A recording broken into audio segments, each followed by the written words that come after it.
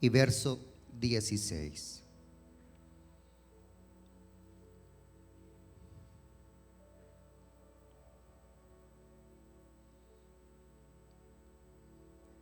La copa de bendición que bendecimos no es la comunión de la sangre de Cristo. El pan que partimos no es la comunión del cuerpo de Cristo. Una vez más, y quiero que leamos en voz audible todos. La copa de bendición que bendecimos no es la comunión de la sangre de Cristo. El pan que partimos no es la comunión del cuerpo de Cristo. La palabra comunión es la que en este texto nos dice qué es lo que ocurre cuando participamos de la cena. El pan y la copa. Ese pan representa un cuerpo, que es el cuerpo de Jesús. El verso siguiente está hablando de eso. Siendo uno solo el pan, nosotros, con ser muchos, somos un cuerpo, pues todos participamos de aquel mismo pan. Y también está diciendo que la comunión de la sangre es a través del participar de la bebida de la cena del Señor. El pan y el vino, o el pan y el fruto de la uva, es la comunión del cuerpo de Cristo y de la sangre de Cristo. Nótese que allí en pregunta está diciendo: ¿acaso no saben ustedes que eso es lo que significa?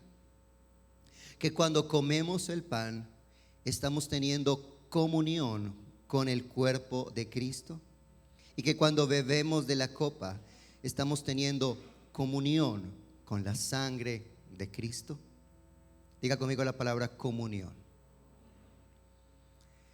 En el texto original del Nuevo Testamento se utilizó la palabra koinonía. Es una palabra griega. Y koinonía significa comunión, por eso está bien traducida. Pero esa palabra también significa amistad. Esa palabra también significa compañerismo. Esa palabra también significa camaradería. Eso es todo lo que significa la palabra koinonía, que se traduce aquí en el Nuevo Testamento, en este texto, particularmente como comunión. Pero la etimología de la palabra comunión está hablando de unión en lo común. Y nosotros estamos llamados de parte de Dios a una comunión con Él. La Biblia advierte que no tengamos comunión con las tinieblas. La palabra del Señor nos dice que no tengamos comunión con el mundo que está bajo el adversario. Que no tengamos comunión con el pecado.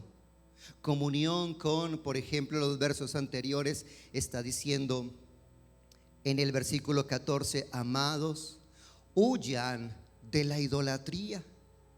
Y los versos anteriores también están diciendo: huyan de la fornicación.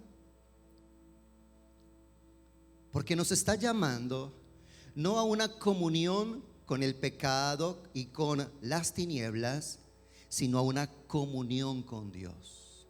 La palabra del Señor dice en la carta a los Efesios, en el capítulo 1: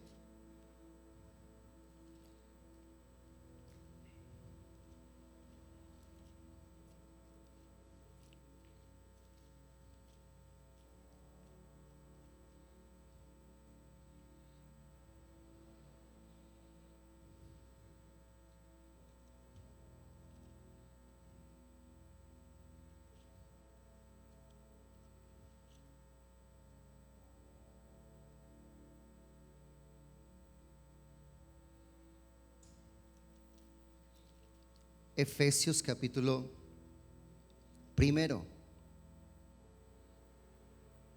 versículo 3. Bendito sea el Dios y Padre de nuestro Señor Jesucristo, que nos bendijo con toda bendición espiritual en los lugares celestiales en Cristo, según nos escogió en Él antes de la fundación del mundo, para que fuésemos santos y sin mancha delante de Él. En amor, habiéndonos predestinado para ser adoptados hijos suyos por medio de Jesucristo, según el puro afecto de su voluntad, para alabanza de la gloria de su gracia, con la cual nos hizo aceptos en el amado, en quien tenemos redención por su sangre, el perdón de pecados, según las riquezas de su gracia. Amén. Esta palabra y este texto dice que en el Hijo de Dios, en el cristiano, en el creyente, en el discípulo, en Cristo fuimos escogidos para que delante de Dios nosotros fuéramos purificados, limpiados, santificados.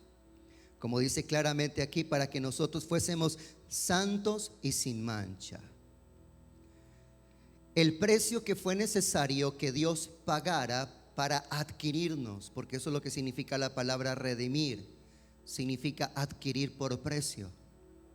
Cuando algo no te pertenece, pero tú lo compras, lo adquieres y ahora pasa a ser tuyo porque tú diste un valor que era el valor de la venta.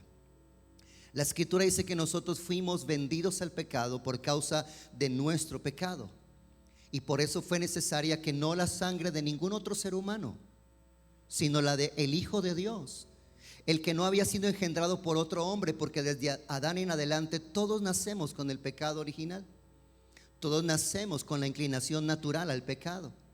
En nosotros todos está esa rebelión frente a la voluntad y a la ley de Dios. Pero el Espíritu Santo fue quien en el vientre de María colocó la semilla que normalmente para cuando una vida se gesta la proporciona el hombre. No hubo intimidad de María con José. Ella claramente le dijo al ángel: ¿cómo ocurrirá si todavía no conozco varón? Pero el ángel le dijo: el Espíritu Santo vendrá sobre ti, por tanto el santo ser que nacerá será llamado Hijo de Dios. Y le dijo: el nombre que él llevará es, de acuerdo al propósito de Dios con él, Salvador.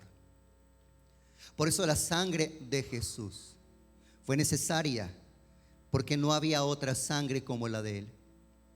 Esa sangre limpia, pura, fue el precio que el Señor tuvo que dar y entregar. Y no a través de, venga, me siento, como cuando te dicen pasando por algún lugar de nuestra ciudad, frecuentemente el 37 con quinta, tercera en el centro, y están las funcionarias de la Cruz Roja: ¿quiere donar sangre? Sino que Él no lo hizo de esa manera. Fue a través de el sufrimiento, fue a través del castigo, fue a través de recibir como si fuera Él el más vil de los impíos, el más pecador de los hombres, porque ese era el lugar que Él debía de tomar, el nuestro. Por eso la profecía decía que Él debía ser entregado en mano de inicuos, sentenciado a muerte, y recibir cada una de esas condiciones que claramente describe el evangelio que Él vivió desde que fue tomado allí en Getsemaní por la guardia del templo y llevado ante los sacerdotes y ante los principales del pueblo. La palabra de Dios dice que Él nos redimió. Diga conmigo: redimir. El verso 7 de este pasaje de Efesios dice: en quien tenemos redención por su sangre, el perdón de nuestros pecados, según las riquezas de su gracia. ¿Qué tengo yo? Perdón de mis pecados. ¿Por qué? Porque fui redimido. ¿Y por qué? Porque Dios me amó, porque Él me dio gracia. Gracia significa que es amado sin que haya en nosotros nada que vincule esa relación de amor. Nosotros no nos ganamos el afecto de Dios. Nosotros no compramos el amor de Dios. Nosotros no hicimos lo bueno para que Dios nos amara como si fuéramos buenos. tiene que ver con la naturaleza de Él mismo, tiene que ver con la naturaleza de su amor. Él decidió, Él eligió, Él escogió, Él tuvo voluntad para contigo de amarte cuando nosotros no lo amábamos, cuando nosotros no lo buscábamos, cuando nosotros no vivíamos para Él. Y nos acercó. Y lo que impedía nuestra relación y nuestra comunión con Él, lo quitó por medio de su sangre. El pecado nuestro fue quitado por la sangre de Jesús. Nosotros estamos llamados a una comunión con Dios. La Escritura dice en el libro de Apocalipsis, en el capítulo 3, en el versículo 20: He aquí yo estoy a la puerta y llamo. Si alguno oye mi voz y abre la puerta, entraré a él y cenaré con él y él conmigo. Este es un mensaje que normalmente es compartido, es enseñado, es hablado para las personas que nunca han dado su corazón y su vida a Jesús. Pero cuando está aquí en este texto, el pasaje completo está diciendo que es un mensaje del Espíritu a la iglesia. Que el que tiene oídos escuche lo que el Espíritu está diciendo a la iglesia. Así que esto de he aquí yo estoy a la puerta y llamo, no es para alguien fuera de la iglesia, fuera del cuerpo de Cristo, fuera de la comunidad de fe, sino para los que estamos dentro, para los que somos del Señor. ¿Por qué? Porque Él nos está llamando a una comunión. Este pasaje dice: si escuchas, si abres, entraré a Él, cenaré con Él y Él conmigo.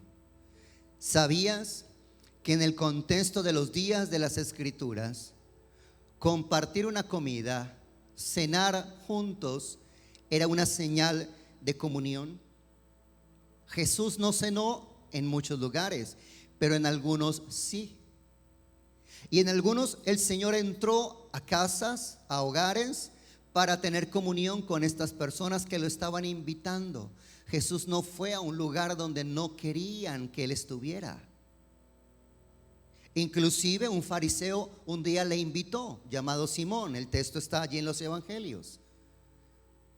Los fariseos en su mayoría eran enemigos y eran detractores del Señor, pero este particularmente le invitó.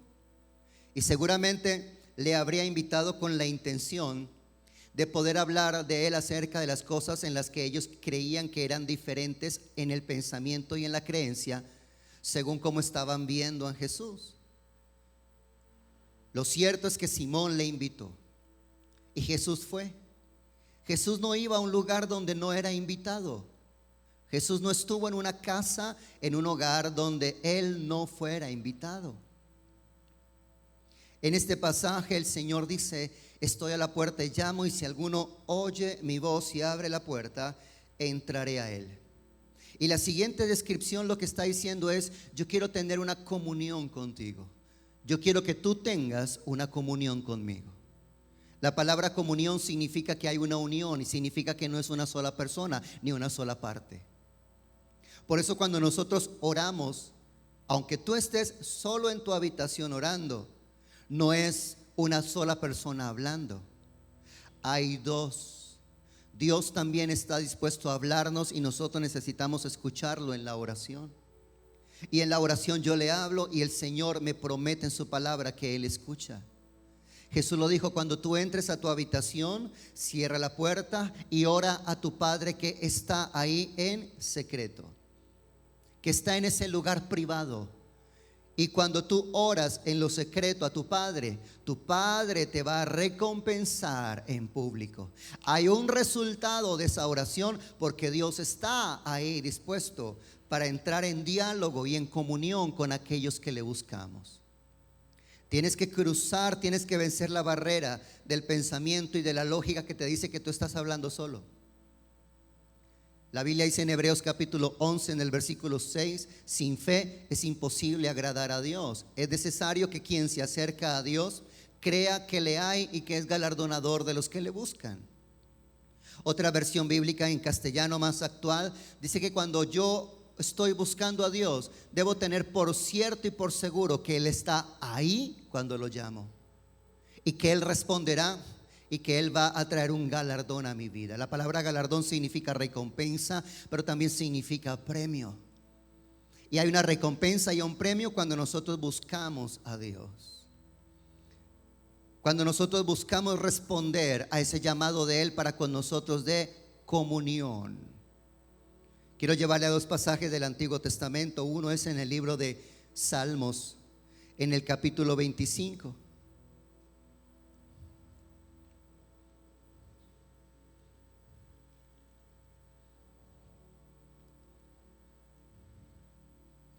Versículo 14.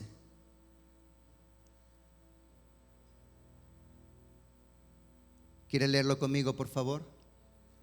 La comunión íntima de Jehová es con los que le temen, y a ellos hará conocer su pacto.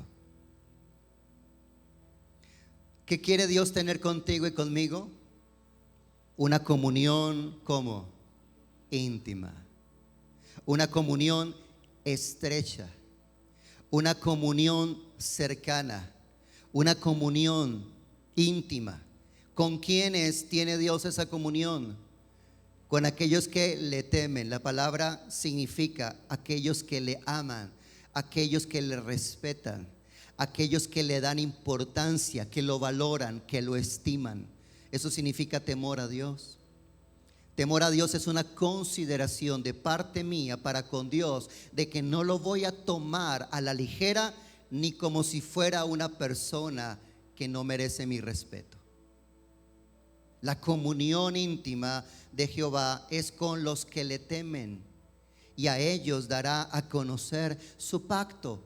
La recompensa de esa comunión íntima es que el compromiso de Dios de salvación, de amor, de restauración, de libertad y de recompensa celestial le es entregado, le es revelado a los que tienen comunión con Dios.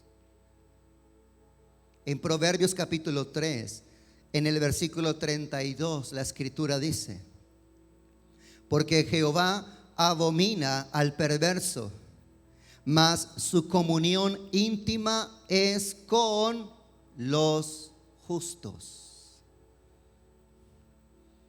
En Salmos dice que su comunión íntima es con los que le temen, y aquí en Proverbios dice que su comunión es con aquellos que tienen una vida transparente ante Dios. Una vida transparente ante Dios. La comunión del Señor es con aquellos que tienen una vida transparente ante Él. Dios quiere tener comunión con nosotros. ¿Cómo tengo hoy, aquí, en el presente, ahora, una comunión con Dios? Hay un pasaje en la escritura que está en el libro de Génesis, capítulo 18. Y en este capítulo se nos narra lo que aconteció con Abraham. Abraham venía de responder a Dios a un llamado desde el capítulo 11.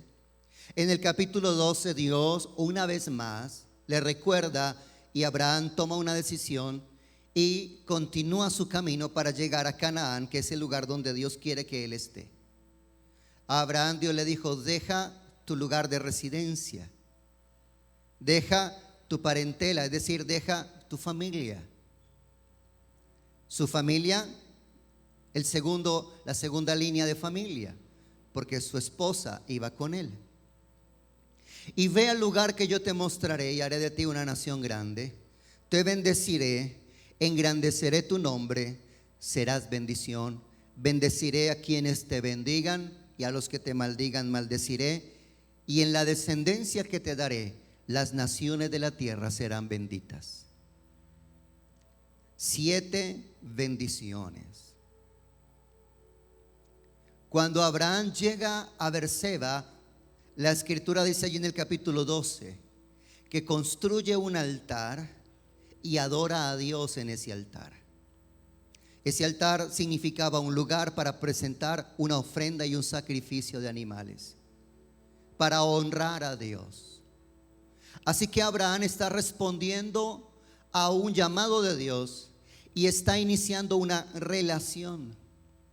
Como en ese lugar él era nómada, él iba de aquí para allá, recogía todo lo que tenía, sus tiendas, sus siervos, sus criados, sus animales, y se desplazaba e iba y asentaba en otro lugar.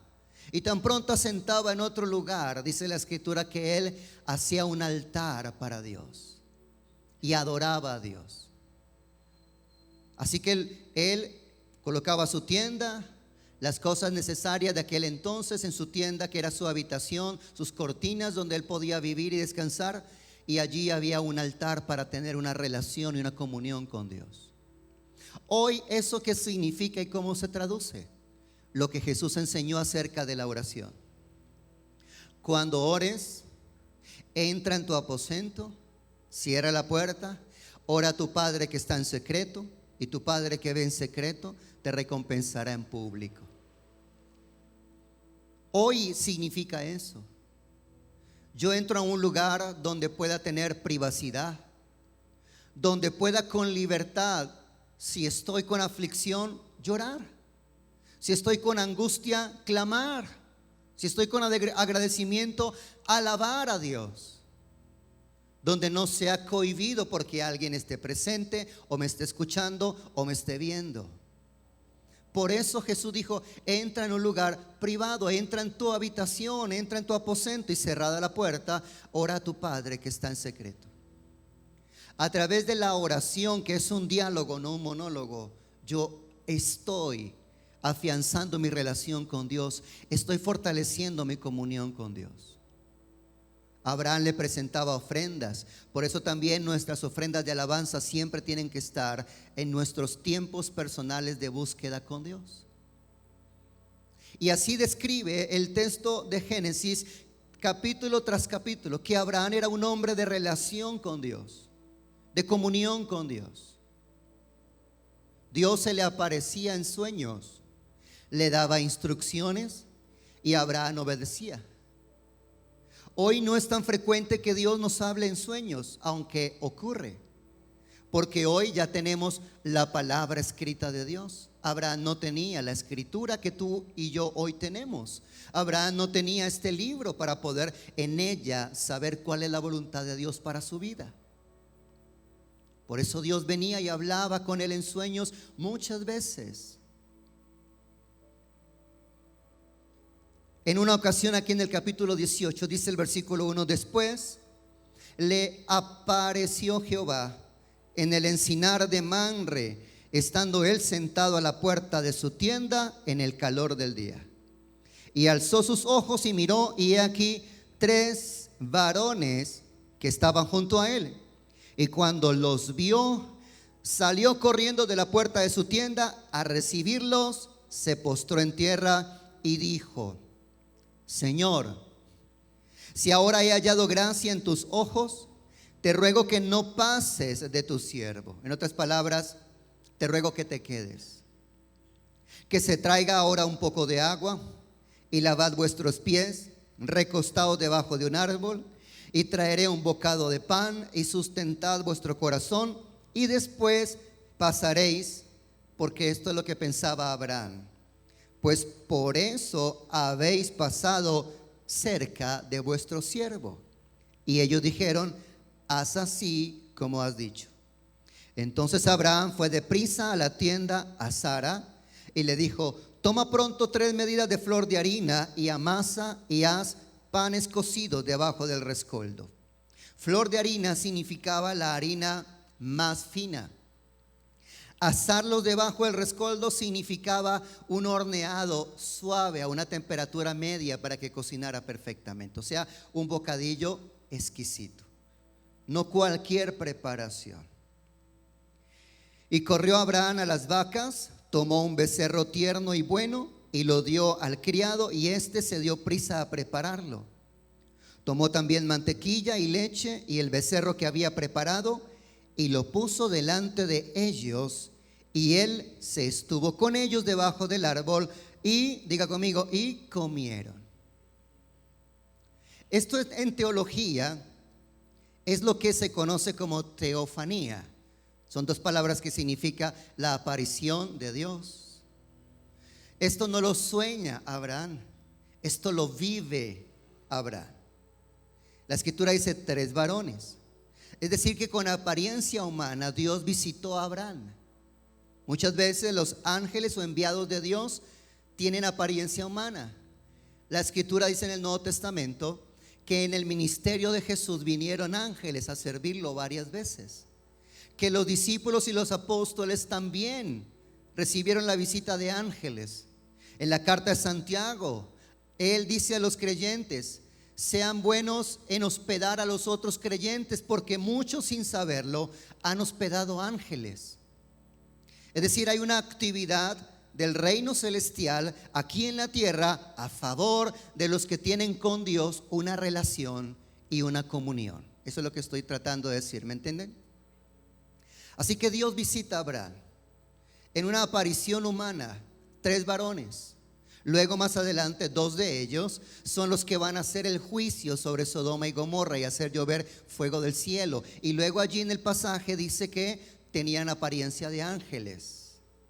Así que el tercero, que es el que se queda con Abraham, es la personificación o es la manifestación en persona de Dios mismo. Dios viene y visita a Abraham. Pero ¿por qué Dios hacía esto con Abraham? Porque Abraham era alguien que oraba, que buscaba, que honraba a Dios, que levantaba un altar a Dios en todo lugar donde él estaba y que tenía una comunión diaria con Dios. Hace 8 días, el domingo atrás, les hablé de que Dios quiere manifestarse a nuestras vidas. Así como Dios vino a manifestarse a Abraham, y no solamente para venir y comer la comida de Abraham. ¿Ustedes creen que Dios tiene necesidad de comida? Pero la gentileza, la actitud de Abraham honró a Dios. Los ve e inmediatamente dice: necesito preparar lo mejor para Dios. Porque Dios vino para esto, es lo que entiende Abraham. Y no solamente comen los 3 que están allí, sino Abraham mismo. Y entonces le dijeron: ¿dónde está Sara tu mujer? Él responde: aquí en la tienda. Entonces dijo: de cierto volveré a ti, y según el tiempo de la vida, he aquí que Sara tu mujer tendrá un hijo. Y Sara estaba escuchando a la puerta de la tienda que estaba delante de él. Y Abraham y Sara eran viejos de edad avanzada, y a Sara le había cesado ya la costumbre de las mujeres, o sea que hace años ella no ovulaba. Y dice aquí la escritura que se rió Sara entre sí diciendo: después que he envejecido tendré deleite, siendo también mi señor ya viejo. Entonces Jehová dijo a Abraham: ¿quién? Versículo 13, ¿quién habló? O sea, ¿quién era uno de esos hombres que estaba allí? Dios mismo. Supongamos que no. Entonces, ¿cómo es posible que el milagro ocurriera por la palabra de este, si el único que da y crea vida se llama el Dios eterno y altísimo? Mira el resultado de que Abraham está teniendo una comunión con Dios. En el Nuevo Testamento nosotros vimos hace unos domingos atrás cómo Jesús aparece a 2 discípulos que no se dieron cuenta que era Jesús. Y mientras ellos caminaban, Jesús conversaba con ellos. Llegaron al lugar donde ellos iban. Le dijeron a Jesús, sin saber que era Jesús: quédate con nosotros, ya se hace tarde, anochece, vamos y reposas y mañana continúas tu camino. Y cuando entraron al lugar donde ellos habrían de reposar, estos 2 discípulos, que solamente menciona el nombre de uno, Cleofás, estos 2 discípulos dice que se sentaron a la mesa y pusieron delante de este aparentemente extranjero o peregrino, colocaron la mesa servida. Y en esa comunión de una comida, en eso que se da en un entorno de una sala o de un comedor o de un lugar para compartir un alimento, allí los ojos de ellos fueron abiertos y descubrieron que era Jesús. lo vieron, pero luego el Señor ya no estuvo más con ellos. Ese es el resultado de una comunión con Dios. Ese es el resultado de cenar, como dice Apocalipsis. Si abres la puerta, yo entraré, cenaré contigo y tú conmigo. Ese es el resultado de esa comunión. Abraham recibe la promesa y le dice: en 9 meses tu esposa tendrá el hijo que te prometí. Y para recordar este momento en el que ella, no podemos juzgar a la pobre Sarita, la viejita, pues ella misma dice: ni siquiera he vuelto a tener intimidad con mi marido, de lo viejo que ya estaba Abraham y de lo viejita que ya era ella. Volveré a tener deleite con mi marido. Y se rió. Y el Señor le dijo: el niño que van a nacer, quiero que lo llames Risa, porque así es mi bendición para ti. Te trae el gozo y la risa de Dios. Ese fue el resultado. Abraham comió con Dios. En el libro de Éxodo dice que el Señor le da instrucciones a Moisés, para que escoja 70 de los principales de la nación, y junto con Aarón y Moisés suban para comer con Dios. Al parecer ellos van a un lugar allí en el monte. El pueblo estaba acampando en el desierto. Frente a ellos tenían el monte Sinaí, y ellos comen con Dios. La Biblia no da mucho detalle, pero eso es lo que dice.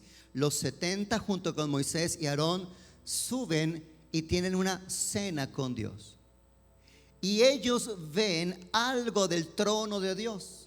Ven debajo del trono de Dios. Y dice que había allí una majestad que solo pudieron describirla con los destellos de ciertas piedras preciosas que estaban allí debajo del trono de Dios.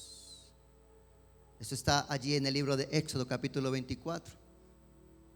Siempre que hay una comunión con Dios, hay una revelación de Dios a nuestras vidas. En el Evangelio de Juan, y esto fue un pasaje que compartí hace 8 días, dice Jesús: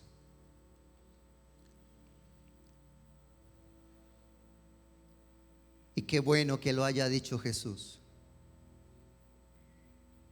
porque no hay lugar a la duda o a ningún otro tipo de interpretación diferente a lo que el Señor dijo.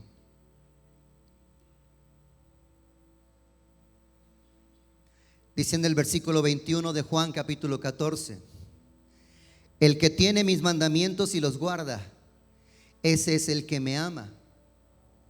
Y el que me ama será amado por mi Padre, y yo le amaré y me manifestaré a él. Y ahora por favor lea el versículo 23.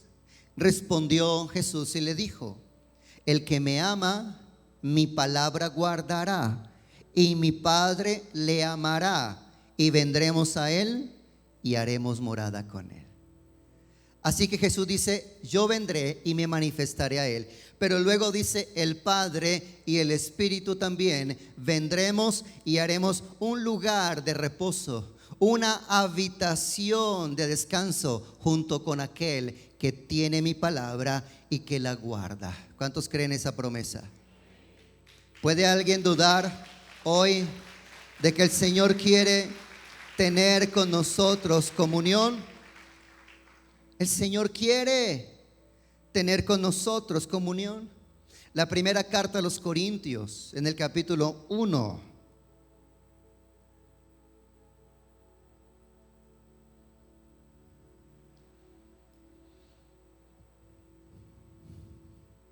En el versículo 7 dice, 9, versículo 9. Primera a los Corintios capítulo 1 versículo 9. Fiel es Dios, por el cual fuisteis llamados a la comunión con su Hijo Jesucristo nuestro Señor. ¿A qué fui llamado yo? Por eso alguien que tradicionalmente ha sido instruido en la fe tradicional es renuente y a veces se rehúsa a que se le comparta el evangelio. Y algunos dicen, no, yo no voy a cambiar de religión, yo no voy a cambiar de creer en Dios. Nadie te está pidiendo que cambies de religión, ni que mucho menos creas en otro Dios diferente. Pero debes entender que Dios te está llamando a una comunión con su Hijo Jesucristo, y eso es una cosa totalmente diferente. Porque tradicionalmente las personas que profesan la fe católica, en su mayoría, hay excepciones y conozco unas muy buenas excepciones, en su mayoría no tienen con Dios una comunión. Tienen fe en Dios, participan de algunas liturgias, hacen parte de algunos ritos, pero no tienen una comunión con Dios. Y una comunión con Dios es algo más cercano, más íntimo, más profundo, con el Dios en el que creo, que me amó y envió a su Hijo para que tomara mi lugar en la cruz del Calvario. Una comunión en donde estoy siendo llamado para ser sanado, limpiado, transformado. Los versos anteriores de estos versículos aquí en Corintios 1 está diciendo, por ejemplo, el anterior, el verso 8, el cual también os confirmará hasta el fin, para que seáis como irreprensibles en el día de nuestro Señor Jesucristo. ¿Qué significa eso? Que yo estoy llamado por Dios a que mi vida sea transformada. La palabra irreprensible significa que no hay nada en mí que reprochar delante de Dios. ¿Se imaginan a qué clase de vida nos está llamando Dios? ¿No hay nada que reprochar en ti? Pregunto. ¿O hay algo que reprochar en ti? Si hay algo que reprochar, si hay algo que señalar, significa que todavía no soy irreprensible. Y Dios me está llamando a una vida irreprensible cuando esté delante de Él en su presencia. Pero ¿cómo va a ocurrir eso? Dios no escoge a los que hoy le seguimos porque seamos los mejores. Dios nos escogió para que nosotros llegáramos a ser conforme a la imagen de su Hijo. Los hombres de la Biblia, los testimonios de los hombres en las Escrituras es que no eran hombres íntegros, intachables o perfectos, pero era en esa relación, en esa comunión con Dios que sus vidas estaban siendo sanadas, liberadas, transformadas y sobre todo santificadas. Una de las cosas que más nos ayuda a nosotros a que nuestras vidas sean limpiadas de pecado es participar de la cena. Es una de las dos ordenanzas que estableció Jesús para los discípulos. La primera es el bautismo en agua para arrepentimiento y para nacer de nuevo, es decir, para iniciar una nueva relación con Dios. Y la segunda es la cena. En Mateo capítulo 26 encontramos esta ordenanza del Señor a los discípulos. Versículo 17. El primer día de la fiesta de los panes sin levadura, vinieron los discípulos a Jesús diciéndole: ¿dónde quieres que preparemos para que comas la Pascua? Hasta ese momento, ¿qué celebraba Israel? La Pascua. La Pascua, ¿qué incluía? Incluía panes sin levadura, incluía el cordero que debía ser sacrificado en la Pascua. Así que Jesús le dijo: vayan a la ciudad a cierto hombre y díganle: el maestro dice, mi tiempo está cerca, en tu casa celebraré la Pascua con mis discípulos. Los discípulos hicieron como Jesús les mandó, prepararon la Pascua, y cuando llegó la noche se sentó a la mesa con los 12. Y mientras comían, ¿qué estaban haciendo? Comiendo, teniendo comunión. Mientras comían, dijo: de cierto os digo que uno de vosotros me va a entregar. Entristecidos en gran manera, comenzó cada uno de ellos a decirle: ¿soy yo, Señor? Entonces él respondiendo dijo: El que mete la mano conmigo en el plato, ese me va a entregar. A la verdad el Hijo del Hombre va según está escrito de él, mas ay de aquel hombre por quien el Hijo del Hombre es entregado. Bueno le fuera a ese hombre no haber nacido. Entonces respondiendo Judas, el que le entregaba, dijo: ¿Soy yo, maestro? Le dijo: tú lo has dicho. Y mientras comían, tomó Jesús el pan y bendijo y lo partió y dio a sus discípulos y les dijo: tomen, coman, esto es mi cuerpo. Y tomando la copa y habiendo dado gracias, les dio diciendo: beban de ella todos. ¿Cuántos? Porque esto es mi sangre del nuevo pacto, que por muchos es derramada para remisión de los pecados. Y os digo que desde ahora no beberé más este fruto de la vid hasta aquel día en que lo beba nuevo con vosotros. ¿En dónde? En el reino de mi Padre. Ustedes saben que en el libro de Apocalipsis se habla de ese día, que la Escritura lo llama el día de la gran cena del Cordero. No sé por qué a Dios le gusta eso. Creo que a nosotros también, ¿verdad? A nosotros nos gusta una buena comida, un buen tiempo, buenos amigos, buena conversación, y es algo que uno agradece. Pues a Dios también. Con Él vamos a estar en una cena en el cielo. La última vez que cenó fue para instituir esto que nos conectaría a través de una remembranza, a través de recordar. Todas las veces que lo hagan, dijo el Señor, háganlo en memoria de lo que hago por ustedes. Una de las cosas que más renueva y aviva nuestra relación con Dios es no olvidar y recordar constantemente lo que Él por amor a nosotros hizo. O en lo personal, lo que Él por amor a mí hizo. Hace poco que pasó la Semana Santa, los jóvenes vieron la película que fue dirigida por Mel Gibson llamada La Pasión de Cristo. Y ahí estuvo mi hijo y todos los de esa edad viendo la película. Y él me decía: no habíamos ninguno que al salir no tuviéramos los ojos hinchados de llorar. Esa película es magistral en plasmar y en poner allí en esas imágenes lo más acercado a la realidad de lo que vivió y sufrió Jesús.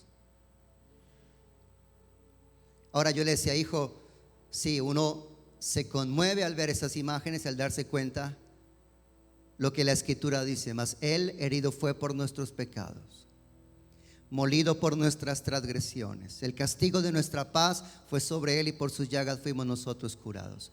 Pero yo le decía: no se trata de llorar más, se trata de que eso me lleve a mí a tomar una decisión.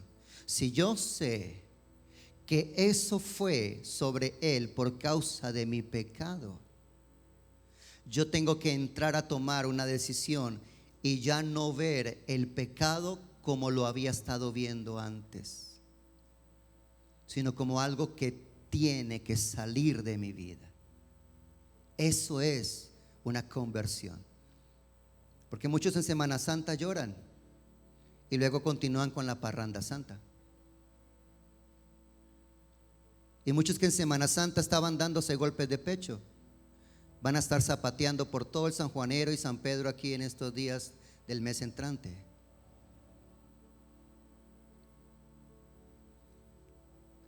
Cuando yo hago lo que el Señor dice: coman de este pan porque es mi cuerpo, beban de esta copa que es mi sangre.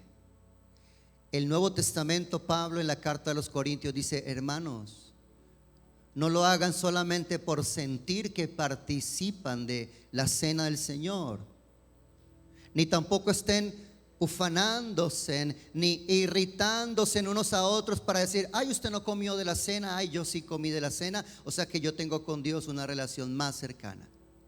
Pablo les dice, no hagan eso, y les da instrucciones de qué hacer y con qué actitud hacerlo. Y uno de los pedidos del texto de la carta de los Corintios es que nosotros no comamos del pan ni bebamos de la copa de manera indigna. ¿Y eso qué significa? De manera indigna. Capítulo 11. En el versículo 17. Pero al anunciaros esto que sigue, no os alabo, porque no os congregáis para lo mejor, sino para lo peor. En esto que les va a hablar acerca de la cena, Pablo dice, no los voy a elogiar. Por el contrario, les voy a llamar la atención. Pues en primer lugar, cuando os reunís como iglesia, oigo que hay entre vosotros divisiones, y en parte lo creo, porque es preciso que entre vosotros haya disensiones para que se hagan manifiestos entre vosotros los que son aprobados. Cuando pues os reunís vosotros, esto es, a comer la cena del Señor, porque al comer cada uno se adelanta a tomar su propia cena. Es decir, eran tan particulares que decían, ahí viene la hermanita con la que no me gusta sentarme. No, yo tomo ya la cena para no tener que sentarme con ella. Y Pablo dice, eso está pasando en la iglesia, qué vergüenza. Algunos se adelantan a comer su propia cena y otro tiene hambre y otros se embriagan. Pues que no tenéis casas en que comáis y bebáis, o menospreciáis la iglesia de Dios y avergonzáis a los que no tienen nada. ¿Qué os diré? ¿Os alabaré en esto? No os alabo. Y luego viene la instrucción, porque yo recibí del Señor lo que os he enseñado. Y el versículo 27 dice, de manera que cualquiera que comiere este pan o bebiere esta copa del Señor indignamente, para él o para ella no será un beneficio, sino que será culpable del cuerpo y de la sangre del Señor. Por tanto, pruébese cada uno a sí mismo y coma así del pan y beba de la copa, porque el que come y bebe indignamente, sin discernir que esto es el cuerpo del Señor, lo que está haciendo para consigo mismo es comer y beber juicio. Por esto, dice la Escritura, hay muchos enfermos, debilitados, y otros ya murieron. Si pues nos examinásemos a nosotros mismos, no seríamos juzgados. Mas siendo juzgados, somos castigados por el Señor, para que no seamos condenados con el mundo. Así que, hermanos míos, cuando os reunís a comer, esperaos unos a otros. Así que no dice que lo dejen de hacer. Tiene que seguirse practicando esta ordenanza del Señor, pero tiene que ser corregido en nosotros la actitud que no está bien cuando participamos de la cena del Señor. Y nosotros tenemos que recordar que estamos participando de un cuerpo y de la copa que es el nuevo pacto. Y como el primer pasaje que le leí cuando iniciamos esta mañana la enseñanza, cuando comemos, ¿acaso olvidamos que es el cuerpo de Cristo? Cuando bebemos, ¿acaso olvidamos que es la sangre de Cristo? Pero utiliza allí una palabra, la comunión. Yo quiero que en este momento usted reflexione conmigo. ¿Qué cosas hemos permitido nosotros en nuestra vida que ha dañado mi comunión con Dios? Pensamientos, sentimientos, palabras, acciones que son pecado, y que por eso la Escritura dice, no comamos indignamente. Significa no estando dignos, y eso significa estando en impureza. Y lo único que nos limpia es la confesión a Dios, porque la primera carta del apóstol Juan dice en el capítulo 1, versículo 9: si confesamos nuestros pecados, Él es fiel y justo para perdonar nuestros pecados cuando los confesamos. Por eso la advertencia cuando es día de cena, que es primer domingo del mes, aquí en esta congregación. Hay otras congregaciones que lo hacen cada 6 meses, otros lo hacen cada año. Nosotros queremos hacerlo cada mes. Hay congregaciones que lo hacen cada semana. La iglesia del libro de Hechos parecía que lo hacían todos los días. Capítulo 2, en el versículo 42, dice que todos los días comían y partían el pan en las casas. Algunos creen que se refiere a la cena. Probablemente.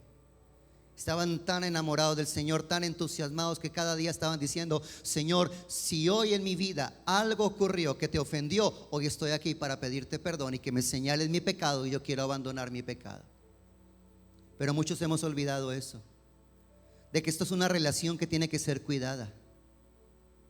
Imagínense 2 esposos conviviendo bajo el mismo techo, durmiendo en la misma habitación, pero no se hablan, y no se hablan porque están disgustados. Así nos pasa a nosotros aquí en la iglesia. Venimos a la iglesia, pero estamos separados de Dios, porque hay algo que está separando mi relación con Dios, y eso tiene que ser quitado. Así que ponernos a paz con Dios es lo primero, y no aquí, ahora, 5 minutos antes. Que Dios es tan misericordioso. Pero si usted sabe, primer domingo de mes hay cena del Señor. Desde la noche anterior usted comienza delante de Dios en oración: Señor, muéstrame en qué te he fallado, qué hice, qué dije, a quién herí. Si tengo algo con mis hijos, vengo y le pido perdón. Si tengo algo con mi esposo, mi esposa, vengo y le pido perdón y me pongo a paz. Y vengo entonces aquí a la iglesia, y si algo se ha dado con un hermano de la iglesia, pues vengo y le digo: perdóneme, y me pongo a paz. Y entonces me presento, y como dice la escritura, ya no estoy para comer el pan de manera indigna, sino que estoy delante de Dios diciéndole: Señor, no hay nada que impida una comunión contigo. No hay pecado en mi vida que traiga una separación en esta relación, en esta comunión que tú me has llamado a tener, Señor, cada día contigo. Cuando tú practicas la comunión con Dios, Dios se va a manifestar a tu vida.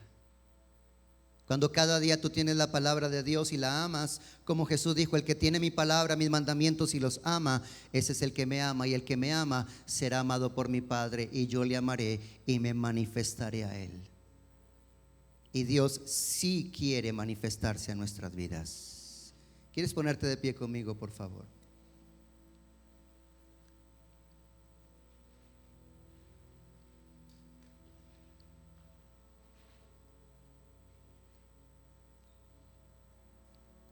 Te damos gracias, Padre bueno, esta mañana por esta palabra que recibimos,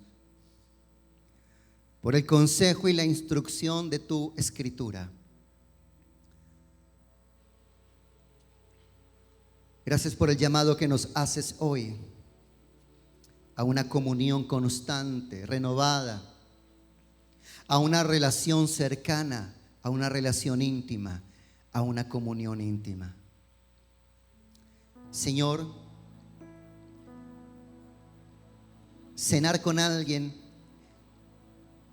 como dice las escrituras, sucedía cuando entre 2 partes querían estrechar esos lazos de relación, de cariño, de afecto, de hermandad.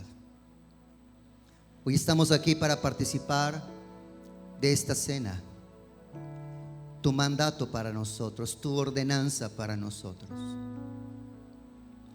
Tú quieres con nosotros una comunión, y nosotros necesitamos contigo esa comunión. Hoy te pedimos en el nombre de Jesús, Padre bueno, que nos perdones, porque esa comunión se ha dañado.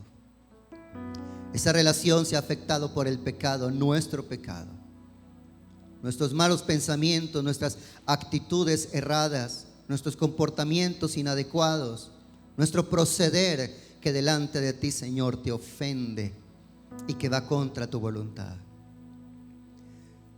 Como te lo hemos pedido, Señor, esta mañana, perdónanos.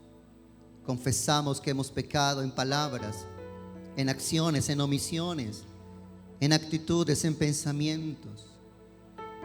Te rogamos, Señor Jesús, que con tu sangre preciosa nos laves y nos limpies. Y si yo me estaba alejando, si yo me estaba apartando, si yo me estaba enfriando de esta relación viva que tú me has llamado a tener cada día contigo, hoy regreso, Señor. Hoy te pido, ayúdame, Señor, para volver a esa comunión, Señor, a esa relación diaria, a ese diálogo continuo, a esa oración constante contigo. En el nombre de Jesús, que se renueve hoy esa comunión en medio de tu casa y en medio de tu pueblo, en medio del cuerpo de Cristo. Con estos elementos y sabiendo lo que representan, los colocamos y los presentamos delante de ti. Y te rogamos en el nombre de Jesús que este pan, Señor, y esta copa, al tomarla y al beberla, Señor, nos traiga una comunión renovada contigo, con tu presencia, con tu palabra, con tu espíritu. Gracias por venir a nuestras vidas, Señor, para que esa comunión se restableciera. Gracias por llamarnos, Señor, aún de nuestro error, de nuestro pecado, de nuestra oscuridad, y alumbrarnos con tu luz, Señor, para sacarnos de esa condición. En el nombre de Jesús te doy gracias, Señor. Por favor, pasa adelante y recibe los elementos de la cena.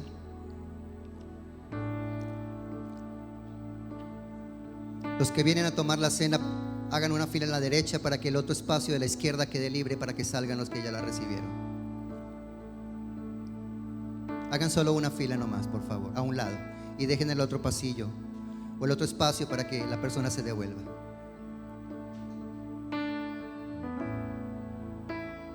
Gracias por la cruz, oh Dios, por el precio tú pagar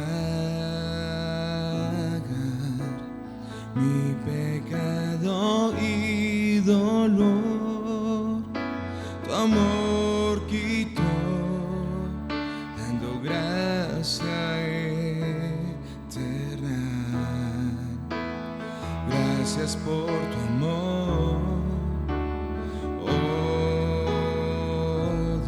Dios, por las manos que herí, pues tu río me limpió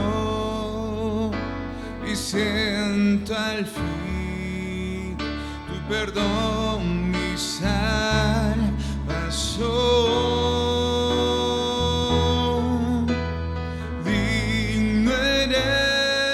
Señor,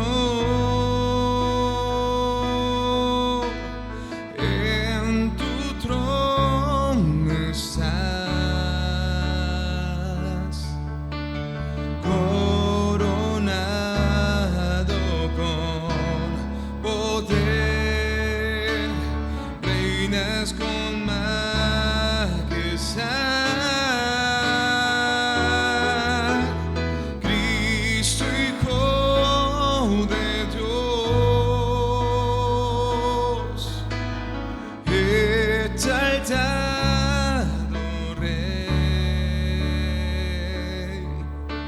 Moriste en la cruz en mi lugar.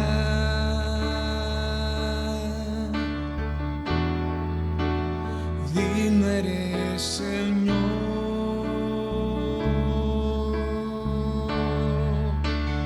Digno eres, Señor.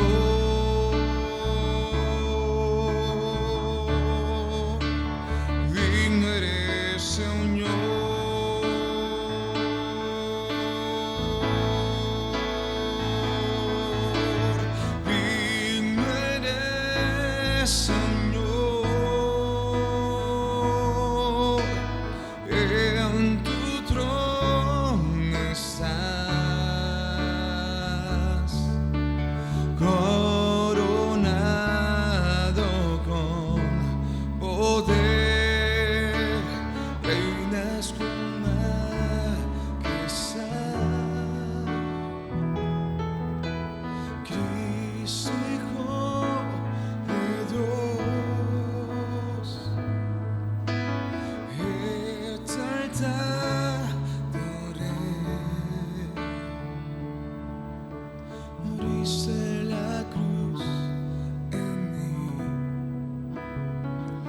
porque yo recibí del Señor lo que también os he enseñado. Que el Señor Jesús, la noche que fue entregado, tomó pan, y habiendo dado gracias, lo partió y dijo: tomad, comed, esto es mi cuerpo que por vosotros es partido. Haced esto en memoria de mí. Comamos el pan, por favor.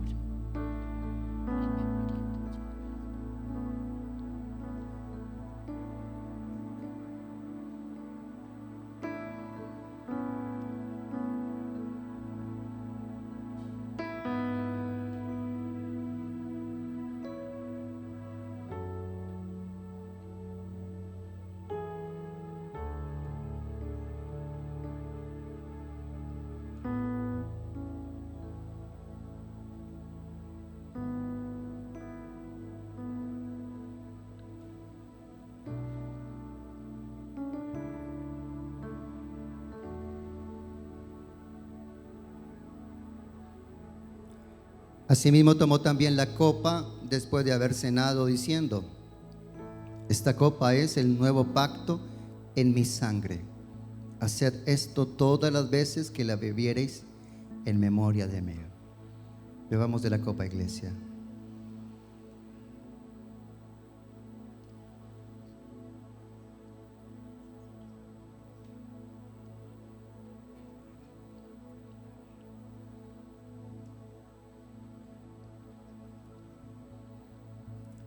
Así pues, todas las veces, como hoy, que comiereis este pan y bebiereis de esta copa, la muerte del Señor anunciáis hasta que Él venga. Amén. Y hacemos esa proclamación. Un anuncio es una proclamación. Hacemos esta proclamación: que estamos bajo el pacto de la sangre de Jesús, que su sangre nos redimió, nos compró para Dios y nos limpió de nuestra maldad y de nuestro pecado y nos justificó delante del Dios Altísimo. Ya no hay, dice Romanos capítulo 8, condenación para los que estamos en Cristo Jesús. Y hacemos esa proclamación ante el mundo espiritual, que estamos bajo el pacto de la sangre de Jesús y que estamos en una comunión constante, permanente con nuestro buen Dios, y que esperamos su pronto regreso y su manifestación de gloria en su segunda venida. Si lo cree conmigo, diga fuerte amén. Y dele gracias con todo su corazón.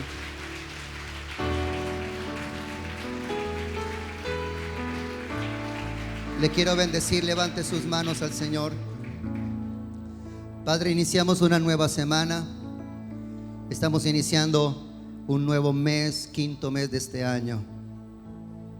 Gracias te damos porque este es un tiempo donde tú nos has dado promesa para crecer, para ensanchar. Padre, en el nombre que es sobre todo nombre, en el nombre de tu Hijo Jesucristo, y bajo esa autoridad bendigo a tu pueblo, a tus hijos y a tus hijas, que hoy el poder de la sangre de Jesús esté sobre sus vidas, familias y hogares. Que tu protección angelical sea enviada para rodearles a mañana, tarde y noche y cada día de esta semana. Líbrales del maligno, líbrales de todo ataque de las tinieblas, presérvales limpios, santos y sin mancha delante de ti, y permite que ellos, Señor, cumplan tu propósito en esta tierra. Que el amor de Dios Padre, la gracia de su Hijo Jesucristo y la presencia y comunión de su Espíritu sean para ti una verdad y realidad, en el nombre del Señor. Amén y amén.